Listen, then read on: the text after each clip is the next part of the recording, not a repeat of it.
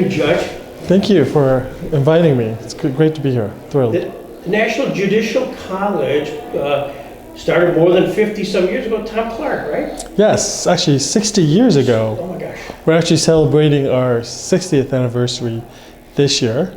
You're right, it was founded by Tom Clark. He headed a committee at the time to see how we can have a permanent institution that provided continuing education to judges. And so in 1963 in Boulder, Colorado, only spent 1 year in Boulder, Colorado, they started having judges, particularly new judges, take a 3-week-long course. And so that's where it started. And then a year later it came over to Reno with a number of support from foundations and local supporters. So it's been. And here you are, the president, CEO since 2017? Yes, exactly. And another thing I wanted to mention, I learned, well, I knew this, but our first dean of the college, Ernest Friesen, is still alive and with us. And in fact, we'll be having a conversation with him next month, discussing the history of the college, how it all got started. And Tom C. Clark actually anointed him to be the first dean.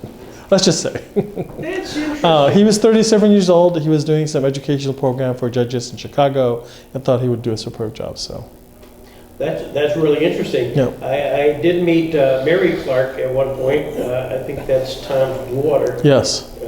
Maybe your paths have crossed with her? I have not, but I know that the Supreme Court Historical Society wanted us to connect. As you know, Tom C. Clark's son recently passed away. I think it was a year ago now. Mm-hmm. So, yes, I'd love to connect with her. So. Robert Jackson became part of the NJC. You, for years, gave out an award or an essay, lecture, I forget what it was, but something, right? It's actually a lecture. Yeah. I think Tom C. Clark, as you know, and Jackson were good friends, and so he wanted to honor him and establish the first lecture at the college, and it has been our signature lecture. It's essentially a lecture given for our new judges in the spring and in the fall, and we've had a number of past justices. Vice President George Bush was one of our lecturers. Most recently we had Sherilyn Ifill, the Chief Justice of California.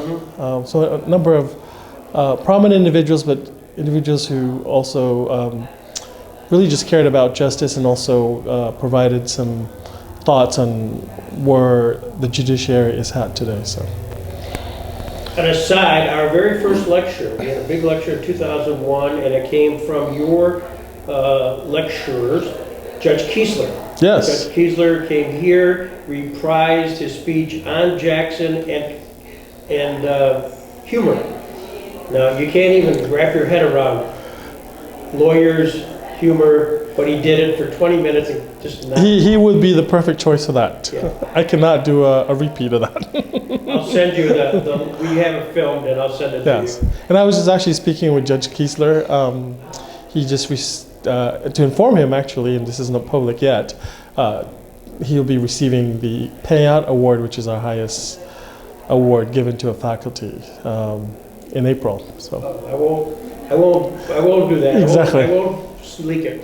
That's great, fantastic. Now, I read that you talked about your proudest accomplishment since is refocusing the institution on not only your mission, but also to know that judges, it's okay to make difficult decisions. Yes, well, I think judges, by and large, make difficult decisions every day because it impacts people's lives, it impacts businesses, organizations. But I think what I meant by difficult decision is sometimes you need a little courage to make the decisions that may be unpopular, particularly for judges who are elected. And obviously that should not have any influence in their decisions. But if their decision is based on the facts and the law, I think guided by that, I think they should be able to make the right decision. But sometimes making that right decision does need a little courage. And I think we can just look at history, particularly during our civil rights era or Jim Crow era, and even today. The decisions of judges to have to make decisions after the presidential election on election issues. You saw that the judiciary, for the most part, I believe, stood its ground in terms of basing their decisions on the facts and the law. So. Difficult decisions. Currently, the Congress is dealing with a difficult decision as to what to do with Guantanamo Bay. Now, back after 9/11, one of the deputy attorney generals was a guy named Larry Thompson, and he's a friend. And so he was part of an interview we did recently, and he talked about that. You were part of it too. What was your role in? Exactly. So I think it was in 2002, February 2002. 911 was still fresh in our mind, and there was a task force that was created. It was called the Department of Defense Criminal Investigation Task Force, and it's a group of lawyers and investigators really investigating the war crimes and seeing who should be tried. At the time, there's a whole conversation, debate about whether or not we should set up military commissions or if they should be tried in civilian courts. And so that was very at the earliest outset. And we had just detainees who were picked up from, picked up during that time and sent to Guantanamo. And so part of my role at that time was to review individual cases and see if these individuals should be detained in Guantanamo or released. But I never thought that it would take a long time to resolve a number of issues.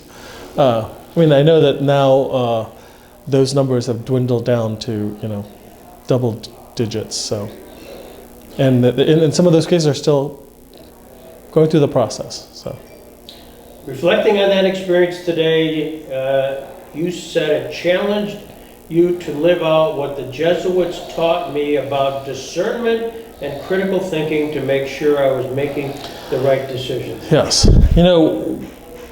Being there at that moment, you feel like you were living in a point in history that you are being judged, even though no one's there in the room with you, making the right ethical decisions and legal decisions. And I think for our task force and the way we advise our investigators in terms of complying with the law and human rights and the proper way to investigate these cases, I think our group, we're proven to have done the right thing. So.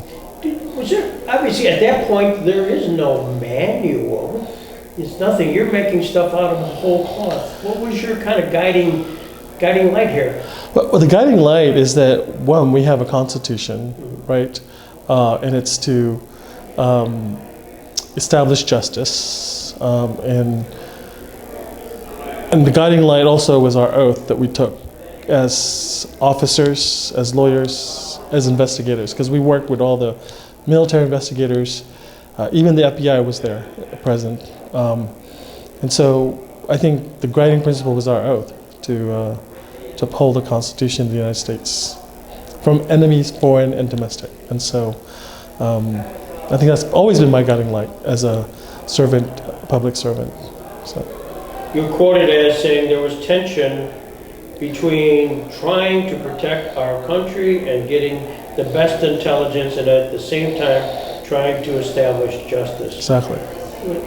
Did you have kind of group meetings, kind of saying, all right, I just interviewed X, Y, and Z, and here's the facts, and what do you think, guys? Well, obviously I can't discuss that, but we do have, obviously, they have meetings where we would discuss cases individually and see where things should go. But what I meant by that comment was that the United States was just attacked. Unprecedented times where we didn't know what was going on. This was just a year later, 2002. And so our leaders were trying to prevent the next attack. So there's a rush to make sure we figure what that is, right? But at the same time, we're trying to make sure those who attacked us are brought to justice. And so that's the tension I was talking about, and making sure that we do it right. But so I don't fault the fact that there is a need to protect us in the United States. But we also have to be aware, and I think Justice Jackson will probably agree, that we have to also respect the rights of people during emergencies. I mean, he was a dissenter in the Korematsu case. So.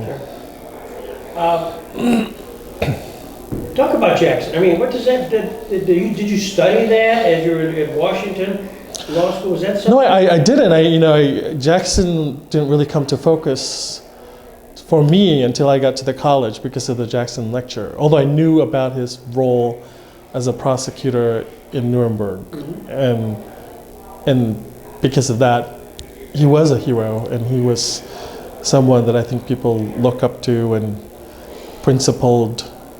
But it wasn't until I came to the college and did all this lecture that I started looking into who he was and studying him a little more. Interesting one. You had a symposium a few years ago on the judiciary and the media and democracy. And sometimes is done in front of and sometimes behind curtains. And the media's understanding of that is a difficult talk about tension. That is freedom of information, exposure. Why did you do this, and what was the walkaway from it?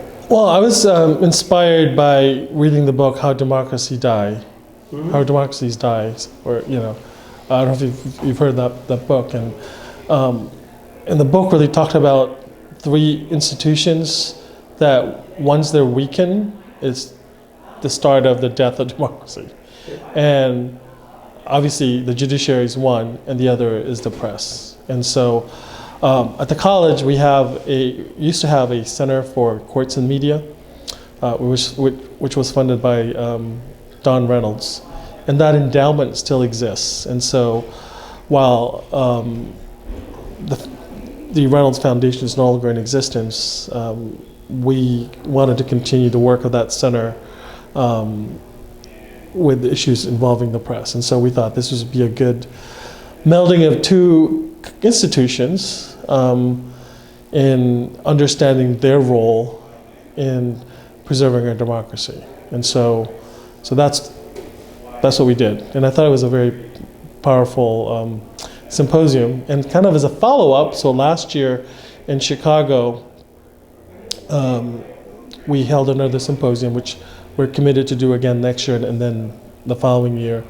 And it's entitled Democracy's Last Line in Defense. And this one really is focusing on the judiciary's role in preserving democracy. I mean, because I think it's critical. That's why we call it Democracy's Last Line in Defense, because we believe the judiciary is the last line of defense. So. I'm so impressed. I'm so impressed you're here. I'm so impressed with everything you've been doing. And I'm just glad we connected the dots with the National Judiciary College, and you're here. Thank you. Appreciate it. I mean, we respect the work of the center, and so I hope that we can do more to collaborate. Well, terrific. Thank you for coming. Thank you. Appreciate it.